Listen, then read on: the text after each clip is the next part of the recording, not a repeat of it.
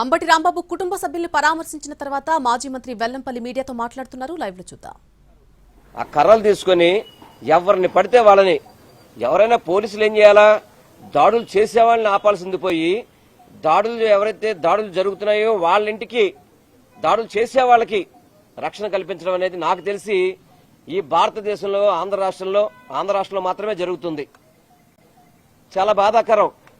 మీరు అనుకుంటున్నారు అంబటి రాంబాబు గారు ఏమన్నా భయపడతారేమో అని చెప్పని. వారి ఆస్తులను ధ్వంసం చేశారు. వారి కుటుంబ సభ్యులంతా కూడా ఇంట్లో ఉండి పిల్లలతో సహా ఉంటే కనీసం భద్రత కల్పించలేని అసమర్థత ప్రభుత్వం ఈ కూటమి ప్రభుత్వం.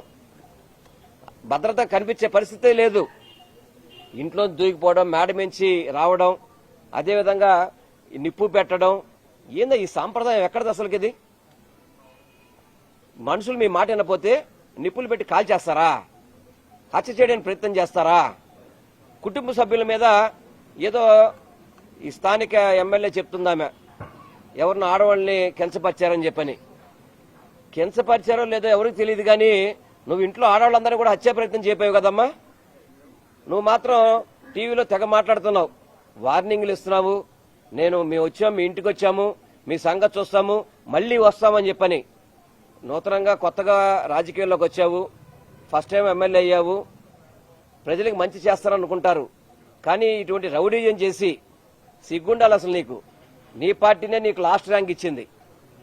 మీ పార్టీనే నీకు లాస్ట్ ర్యాంక్ ఇచ్చిందంటే నీ దుస్థితి ఎలా ఉందో ఆలోచించుకో. అంబటి రాంబాబు గారి మీద, వారి కుటుంబం మీద ఇప్పటికి కూడా నోరేసుకుని పడుతున్నావు. సిగ్గుసరం ఉండాలి కదా. ఈ విధంగా దౌర్జన్యం చేస్తారా? హత్యా ప్రయత్నం చేస్తారా? అంటే పిల్లల్ని భయభ్రాంతులు చేయడానికి ప్రయత్నం చేస్తారు మీరందరూ కూడా. అదేవిధంగా కార్లన్నీ కూడా ధ్వంసం చేశారు.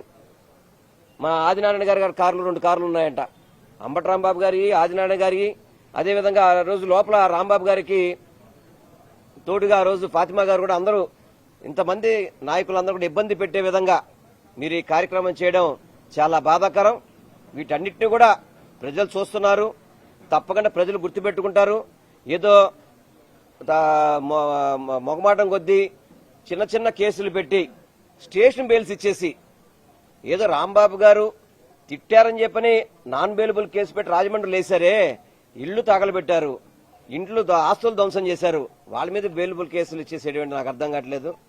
స్టేషన్లో రాచమర్యాదలు చేసి, అంటే వచ్చిందేమో 1000 మంది, పెట్టిందేమో 10ల సంఖ్యలో కేసులు పెట్టింది. అంటే మిగతా వాళ్ళు మీకు ఐడెంటిఫై కాలేదా? మీకు అని అడుగుతున్నా నేను. ఇవన్నీ కూడా తప్పకుండా రేపు రానున్న రోజుల్లో మూల్యం చెల్లించుకోక తప్పదు. టెంపరీగా ఇప్పుడు ఇబ్బంది పడితే ఇబ్బంది పడచ్చు, అందరూ ఇబ్బంది తట్టుకునే ఉన్నాం. ఎప్పుడైతే మీరు వైఎస్ఆర్ కాంగ్రెస్ పార్టీ ఓడించిన కాడి నుంచి కూడా అన్నిటికీ సిద్ధమయ్యే మేము వైఎస్ఆర్ కాంగ్రెస్ పార్టీలో కొనసాగుతున్నాం. మేము అందరం కూడా వెళ్ళిపోయే స్క్రాప్ అంతా కొంత వెళ్ళిపోయింది. ఇప్పుడున్న ప్రతి ఒక్కడు కూడా జగన్మోహన్ రెడ్డి గారు ముఖ్యమంత్రి చేయాలనే ఉద్దేశంతోనే ప్రతి ఒక్కళ్ళు కష్టపడుతున్నారు. తప్పకుండా రానున్న రోజుల్లో